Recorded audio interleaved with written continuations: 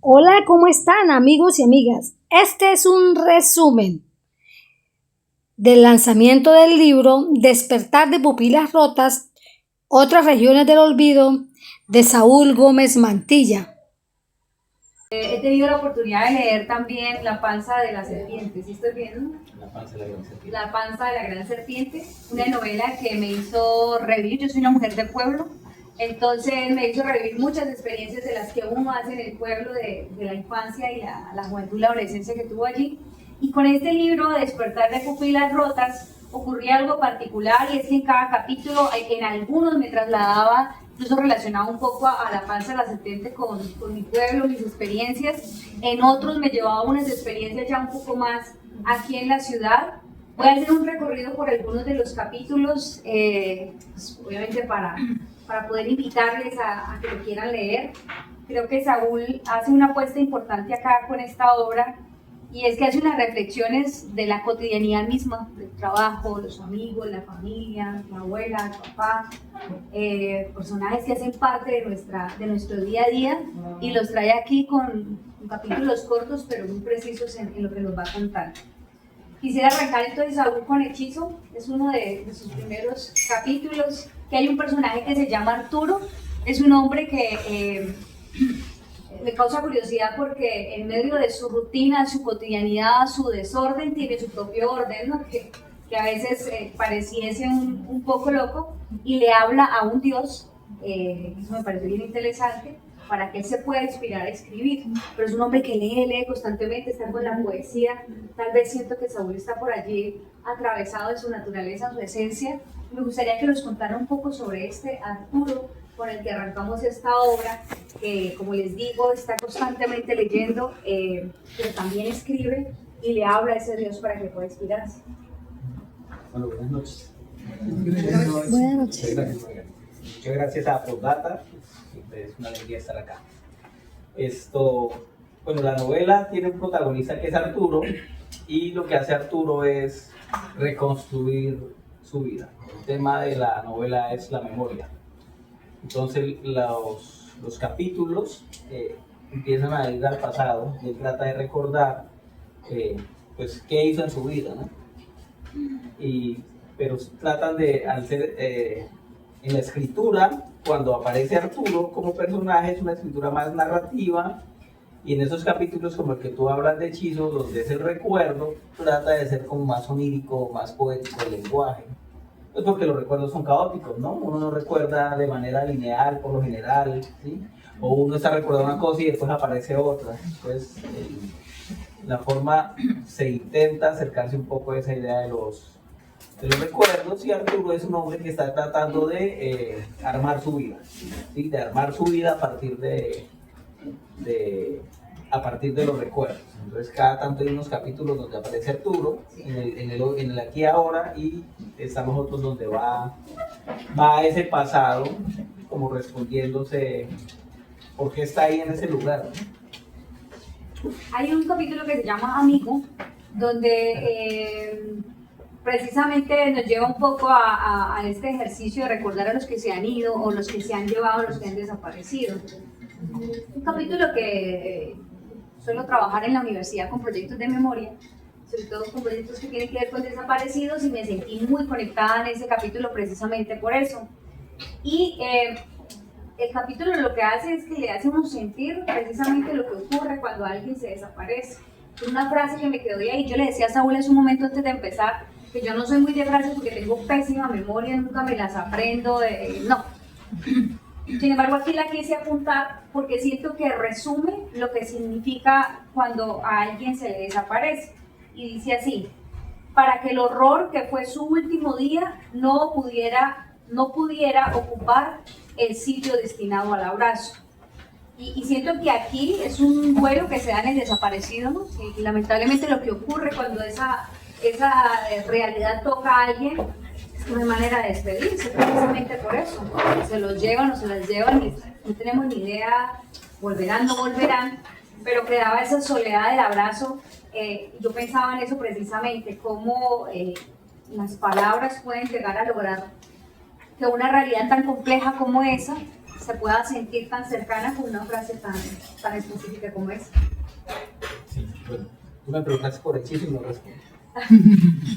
Bien, el hechizo es la búsqueda de la poesía, la aparición de la poesía en la vida, ¿sí? Y es un adolescente que recuerda cuando aparece la poesía en la vida, y por qué decide volverse un lector y por qué decide empezar a escribir. Es Arturo pequeño, ¿sí?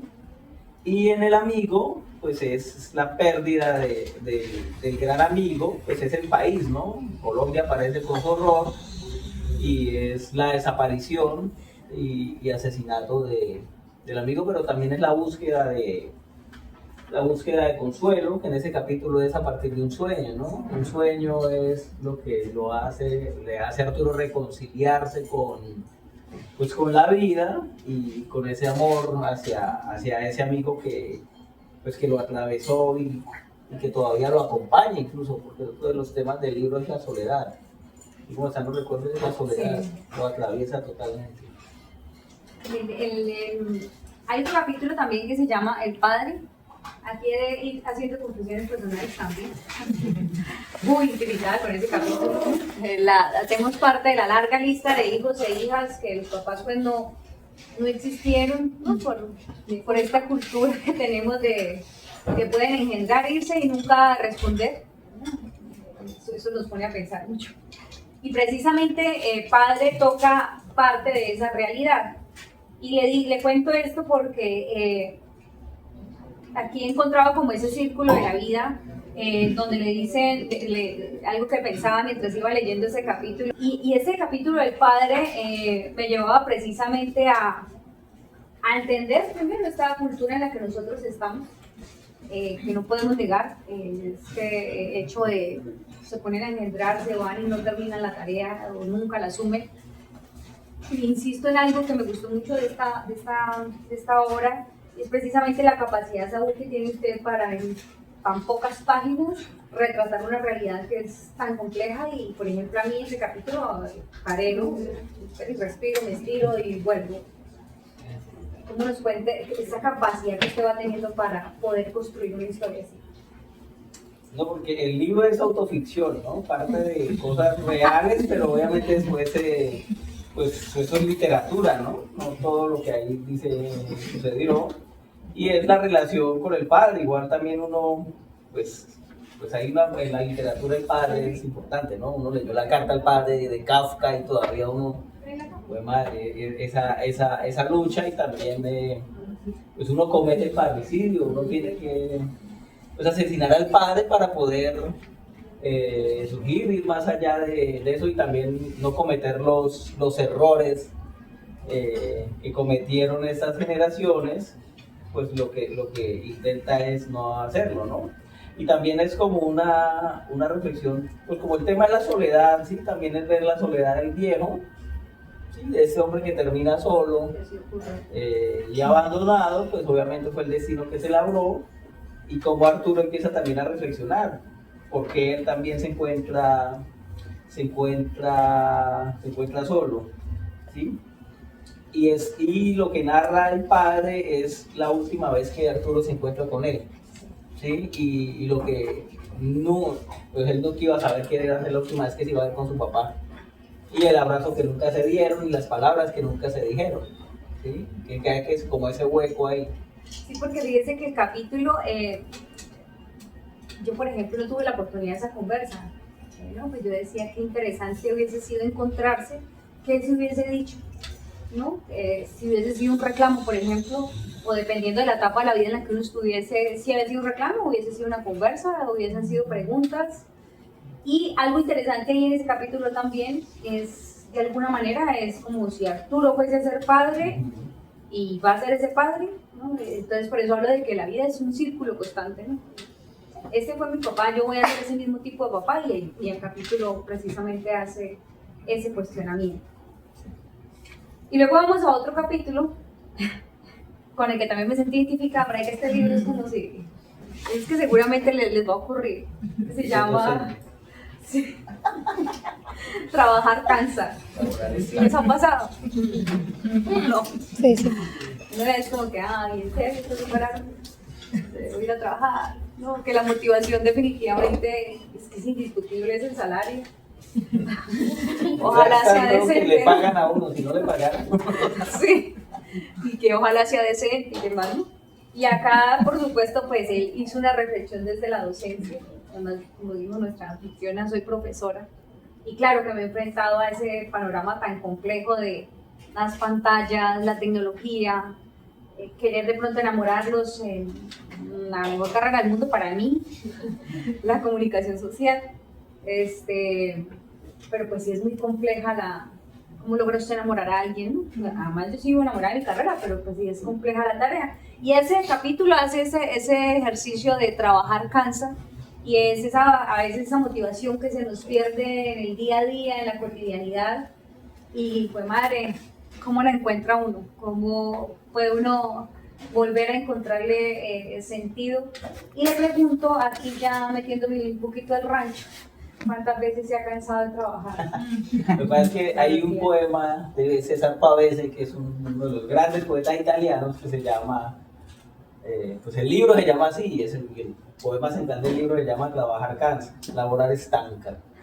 Y lo que narra el poema de Pavese es que es un personaje al que pues él no vive, está trabajando, pues es en la Italia de posguerra y es la persona que se levanta y está todo el día trabajando, llega cansado a la casa y al otro día tiene que madrugar y no tiene una vida más allá del trabajo, ¿sí? Entonces está agotado porque no hay una vida.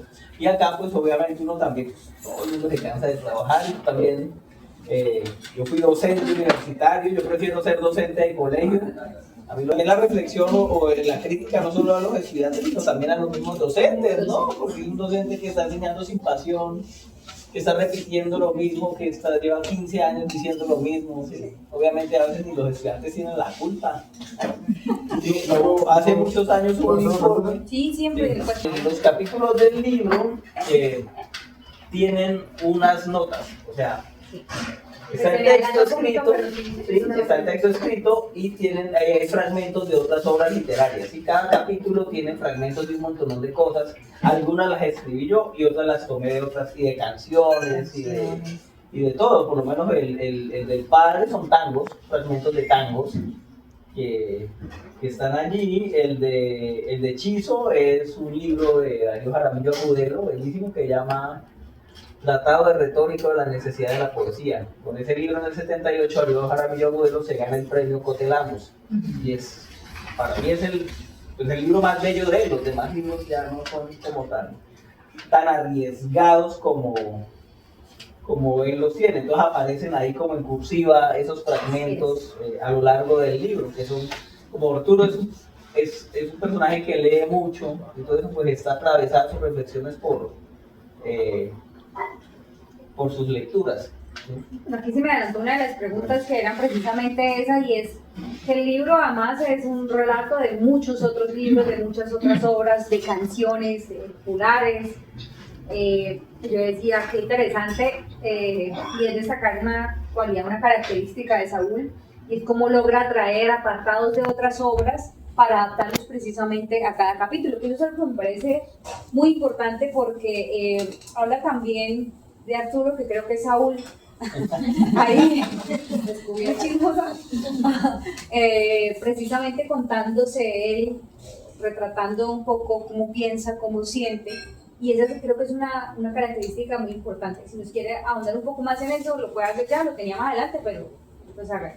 No, porque eso es pues es un juego metaliterario, porque las citas no aparecen, pues aparecen en cursiva, pero no aparece quién es el autor ni nada. ¿Sí? Entonces muchas cosas y otras las escribí yo porque es un juego, ¿no? Entonces muchos dicen, esto es de tal autor, pero eso quién lo escribió. Incluso yo no sé si eso sea egocéntrico o qué, pero yo me cito a mí mismo. Entonces, hay fragmentos de otros libros, de otro intento de vacío, y hay pedazos de algunos de los poemas ahí metidos. Pero es un juego, pues es un juego ficcional, porque pues la novela es, o yo lo concebí como un ejercicio lúdico, también en el proceso de escritura, y el meter todas esas cosas es también un juego pues con el lector, y también para mí fue un divertimento empezar a indagar qué vendría allí, ¿no? Como qué textos podrían dialogar con esto que está ocurriendo acá, con el personaje, con el momento que está viviendo, porque como está la vida de Arturo atravesada desde la infancia, la adultez, cuando se enamora. Entonces, ¿qué textos, qué canciones pueden aparecer allí como que dialoguen con ese momento, ¿no? Porque uno también pues uno cambia, se transforma, y uno es lo que vive, pero también es lo que escucha, lo que lee, ¿sí? Y eso también cambia, ¿sí? Uno le puede gustar a un autor en este momento y 15, 20 años después ya no le va a gustar. Uno es otro, ¿no? Sí, yo sí digo que ahora, la Margarita de 37 ahorita no es la de los 15, hay cosas que sí se mantienen, tal vez principios, pero la forma de pensar se transforma, y yo digo, imposible, la vida no le deja uno huella como... Y la de los 57 era muy distinta. Hay un capítulo que me gustó muchísimo, y es precisamente, se llama La Escuela. Creo que es un capítulo que, fue madre, yo me tomé el tiempo, lo leí muy despacio, porque como les decía, les contaba, pues yo soy de pueblo, y en el pueblo uno tiene muchas libertades, ¿no? Sobre todo en mi época de pueblo era, uno salía de la escuela o en la misma escuela y era salir a jugar, a correr, no había todo eso que ahora que el papá que dónde está, que no la veo, que si lo veo, que respiro o no respiro, no, pues claro, eran tal vez otras épocas y demás, que uno en el pueblo tenía la libertad, no, pues me voy para el río y no pasaba nada, ¿no? O sea, estoy hablándoles de 12, 11 años y me voy para el río con mis primos y la escuela es un capítulo que precisamente cuenta este Arturo que se trepaba a los árboles, o bueno, como que se escapa un momento, recreaba un poco ese espacio de saltarse salones, ser como un observador, un vigilante de ese momento de la escuela. Creo que este es un capítulo que disfruté mucho precisamente por eso. ¿Qué nos quiere contar de ahí de este Arturo en la escuela? No, porque es la infancia y es la escuela, pues es una escuela de pueblo, ¿no? Es más bella que la de ahora, que son súper aburridas. Porque esta escuela tiene patio y el patio tiene flores y los niños hacen travesuras. Y aquí viene algo muy mágico, cómo Saúl Gómez Mantilla bautiza sus libros. Es como ellos bautizan los libros. Por eso tenemos acá esta copa, y el bautizo lo que hacemos es que lo abrimos y se le dejan caer una serie de pétalos. Los que adquieran el libro, en la librería que está a venta, pueden también bautizarlo. Se puede llevar un ejemplar con algunos de estos pétalos. Bueno, la saco así. Sí. Perdón, hay tanta sorpresa. Entonces sacas algunas y las dejas caer. Como es una Pero raro, no, yo estaba acostumbrado a usted lo va a echar aquí la boca. Ya vas a sacar. Ya. Sí, y las dejas caer. Sí, como hizo ese día. Sí. Este libro se guarda porque va a estar marcado. Es el libro del bautismo. Los pétalos poco a poco se van sacando. Eso me gustó más. Sí, ustedes no sé si tengan preguntas. Sería genial. Fue un lanzamiento de este maravilloso libro en compañía de muchos amigos y amigas. Tenemos a Renson Said, que es un crítico literario, un escritor y un amigo desde la adolescencia. A Luna Vera, que vino desde Bogotá, una gestora cultural, escritora, poeta y que realiza performance. Vino a nuestra ciudad y organizó una velada poética en París 1871, y por intermedio de Saúl Gómez Mantilla tuve el honor de participar. El libro Despertar de pupilas rotas, otras regiones del olvido, de Saúl Gómez Mantilla, y toda la saga de sus libros la encuentran en la maravillosa librería Postdata en Cúcuta, que queda en la calle 16 con avenida 1E. Eso queda muy cerca, ahí en avenida 0, donde queda Carritos, que es tan conocido en Cúcuta, a 1 cuadra y media encuentran la librería Postdata. Por otra parte, si gustan, bien pueden comunicarse conmigo acá por mi canal y con mucho gusto yo les los relaciono con la librería Postdata o con el mismo escritor Saúl Gómez Mantilla. Muchísimas gracias por ser tan generosos y generosas en ver mis videos y muy amables.